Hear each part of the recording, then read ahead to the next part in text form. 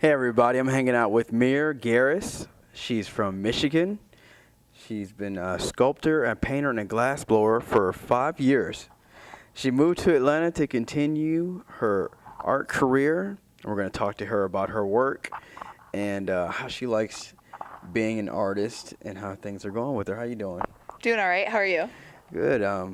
Thanks for sitting down and talking with me today. Yeah, thanks for having me. Why don't you describe some of your work for us? Okay, well, my main body of work, this is the fun part where you're at the bar and people ask you what you do. I'm like, I make life-size people out of clay.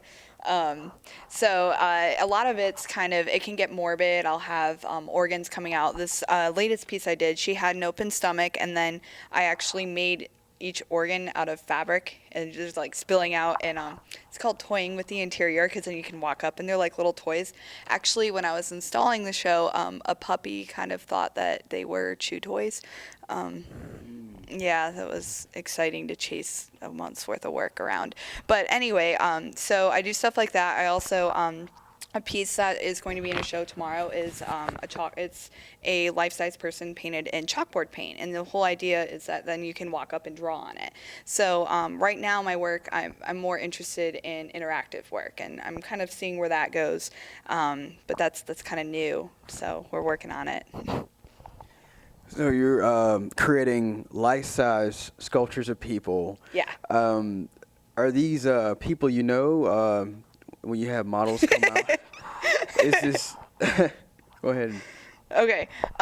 It depends on my budget at any given point in time. That goes with the starving artist thing. It doesn't pay the bills. So, it can be anything from a friend. Like, most of the time I'll be sitting on the couch with my roommates, and I'm like, man, I really need a model. Like, what am I going to... And I look at them like, you want a model? And they're like, fine. So as we were going through my website, I went through. I was like, well, that's my roommate. That's why that is. Sometimes they're hired models. The latest piece, she was a hired model, and they're really awesome to work with, because they're literally, they can just freeze. It's a talent. If you've ever modeled, like, props, it's I could go on about that forever. I respect models. But anyway, other times, one time I told you I did a modeling trade. I was really broke. It was when I was working at the Waffle House in Bowling Green, Ohio, in between two cornfields. We were home of the National Tractor Pull guys. I banked that weekend. Anyway,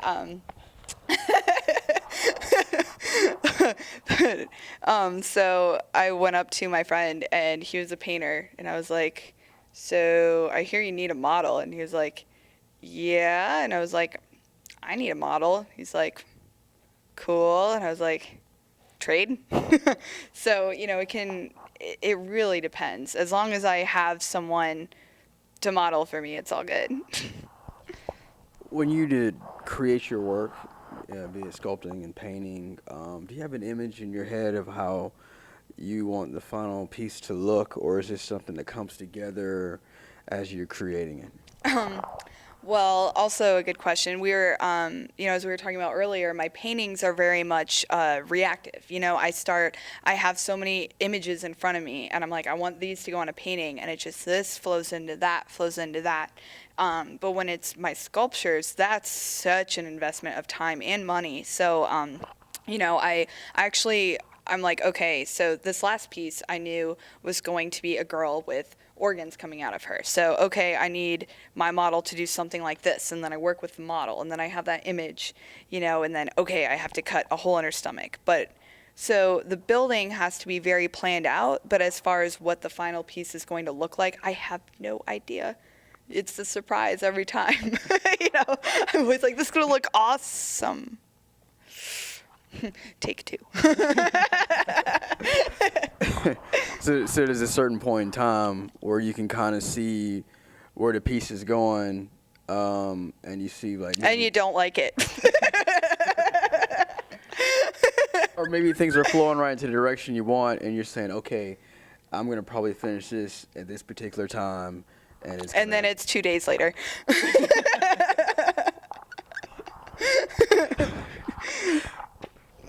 Sorry. I wanted to ask you, is there anywhere around town that your work is showing or can be seen right now? Well, actually, well, that's kind of the problem with making large-scale sculptures. We were talking about this earlier. I just moved down here from Michigan, and I just out of college, I got this job north of Philly. And worked at a summer camp. So literally, I loaded everything that would fit into my little Honda Element all the way up to the roof and drove to Philly, lived there for the summer, and then drove down here. So I had no room for artwork in my car. It was so when I first got down here, it was like, oh my gosh, I got to make enough work to actually start showing. But this arts collective called NEM, their New Evolutionary Movement, great people. We're having a show the 26th, which you'll be filming there, so I'm sure that's but it's called Decadent Decay, and I think it's gonna be really exciting because they have a decadent side of the gallery and then a decay side of the gallery. And the cool thing about this group is they're trying to bring together all different mediums. So it's not only like painters and sculptors, but they have musicians playing, and then they have poets reading, writers reading. It's a really great thing. They even have body painting. Like we don't get that up there. I've never seen that before. I was like, that is live body painting right now. We need a newscaster on this. Atlanta has a very interesting art scene. Love it. I've been to a lot of great art shows around town, and they do have the interactive, if you're talking about, with the music, with poetry readings, with sculptors, painters. They kind of put them all in the same showing, and it looks really cool. It's a great thing to do. I wanted to ask you, where do you see yourself more as a sculptor or painter, or do you spend time doing more of the other? Or are you both? Are you about both? I didn't know we were getting this serious. I am an artist with an identity crisis. I have a problem. I'm like, I have untreated ADD. So I'm like, ooh, paint. It was great when the school I did my undergrad in, it had the painting studio upstairs, glass blowing next door, and clay right next, like clay glass painting. So I could just like, ooh, my paint's drying. I'm gonna go blow glass. Ooh, what's going on in ceramics? And I just kind of flutter around. And since I actually moved down here to work with a professor at Georgia State, which also I was talking to you about earlier. Her name is Christina West, and she does amazing figurative work, and she's really good at just pulling in different things. Like she's been making these sort of 3/4 size realistic dolls with musculature and everything in them. So I'm like, ooh, what does fabric do? And so that's when I started doing the fabric organs. So one of the pieces in the show tomorrow, I was like casting latex, which is super fun. Super fun. I'll have to show you some cast latex. It's great. And wire, resin, like serious art identity crisis. I don't even know that's why I'm not in grad school yet. I don't really know what I want to go to grad school for. Like, who knows? I'll be like, poetry. I wanted to talk about your website. It's you can see some of her work at Please do. wheres-mere.weebly.com. Let's repeat that. Okay, it's wheres, WHERES dash mere, mere.weebly.com. Any missing element and Google will get really mad. Well, thank you for sitting down and talking with me today. I want to end by reading this. This is a direct quote by Mere. She wrote this.